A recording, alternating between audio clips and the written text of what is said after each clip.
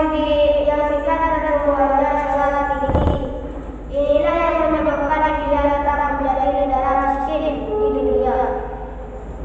Sektor-sektor yang cukup menarik dan berpotensi memicu perekonomian India sebagai berikut. Pertanian. India termasuk negara agraris karena hampir 75% penduduknya bekerja di sektor pertanian. Dahulu pertanian di India berkurang dan tidak efisien. Pertumbuhan penduduknya ternyata lebih cepat daripada kemampuannya untuk meningkatkan ketersediaan masyarakat. Kementerian pun melaksanakan program revolusi hijau guna meningkatkan produksi pertanian. Pemerintah mengajari petani cara menanam yang baik, irigasi, pengendalian hama tanaman dan pengumpulan yang lebih modern. Hasil produk pangan khususnya dari padi kalian mulai dengan lebih cepat daripada kayu pertumbuhan penduduk. Surplus ini disimpan untuk mencegah kelaparan. Sekarang India sudah mampu menjadi negara mengeksplor padi, punjab dan lembah yang juga merupakan produsen pada padi-padian. Hasil pertanian yang adalah bentuk teh, yut dan kopi, kapas dan lada karet.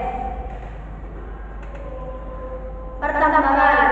India memiliki cukup banyak barang tambang yang menyimpan peranan penting, misalnya batu bara di lembah, sungai, dan biji besi di Goa dan Mysore. Mengenai dan Bangladesh, nikah di Bihar serta menjadi hiasan dan lepas baik-baik. Industrialisasi India telah mulai sejak zaman jajahan British dan tapi akan tetapi Puan Rara menjadi sebuah negara industri yang maju, besar dan didukung oleh sumber daya manusia yang berkualitas. Kami akan berikan kepada yang dua menjelaskan lagi. Di negara India, orang-orang yang melakukan India ada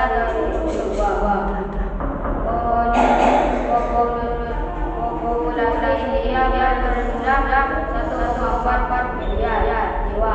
Menurut perkiraan PBB, India akan menggantikan Tiongkok sebagai negara berpenduduk terbanyak di dunia pada April 2023 dengan posisi 17,50% dari populasi global. Selain India dari diaspora perantauan India juga menjumlah penduduk yang besar, khususnya di negara Arab dan berkuliah dan dunia Barat. Meskipun demonik orang-orang India mengacu pada orang-orang yang berasal dari India saat ini, istilah ini juga digunakan sebagai istilah identifikasi untuk orang-orang yang berasal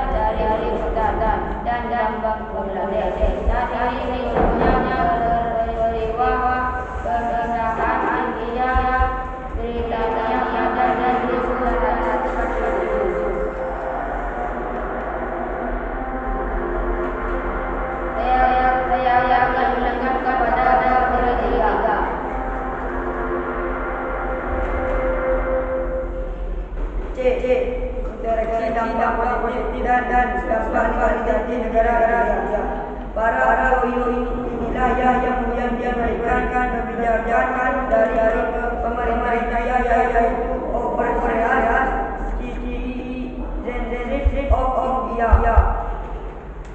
Selama negara asalnya menginginkan bahwa citizenship atau kewarganegaraan kewarganegaraan ini tidak sama dengan negara yang reguler, di mana tidak beberapa fasilitas seperti paspor pilih dalam pemilihan umum tidak dapat dari berbagai penyambat dan dapat menjadi sisi pemerintah keunggulan dan jadi antara lain memudahkan pengurusan visa dan pembebasan dari laporan ke pihak haji selama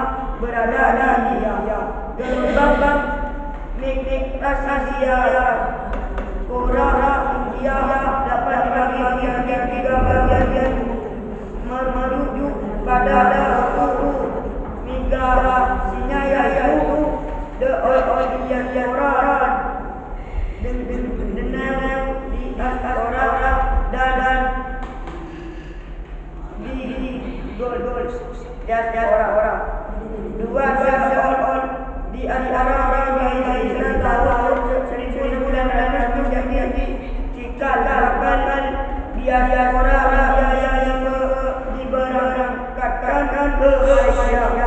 Pada saat itu disebut Malaya oleh pemerintahan Inggris untuk bekerja di perkebunan karet. Pada rangka waktu inilah pedagang yang mulai bergaya dan kebanyakan yang berdiam di Malaysia. Gelombang pada migrasi ini yang terjadi dari negara Bali. Kebanyakan tidak di Malaysia. Ia sebagai tujuan utama dan memilih negara dan timur dengan sebagai penyangga. Hingga tahun 2039 sekitar 7.000 di antara yang menetapkan Malaysia. Apakah ada dari poin?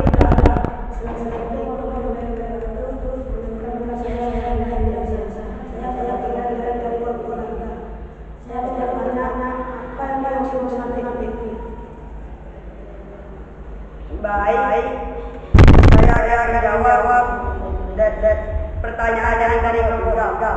Etnik adalah salah budaya yang bercontoh etnik negara Arabia. Bisa dipahami? Bisa. Iya.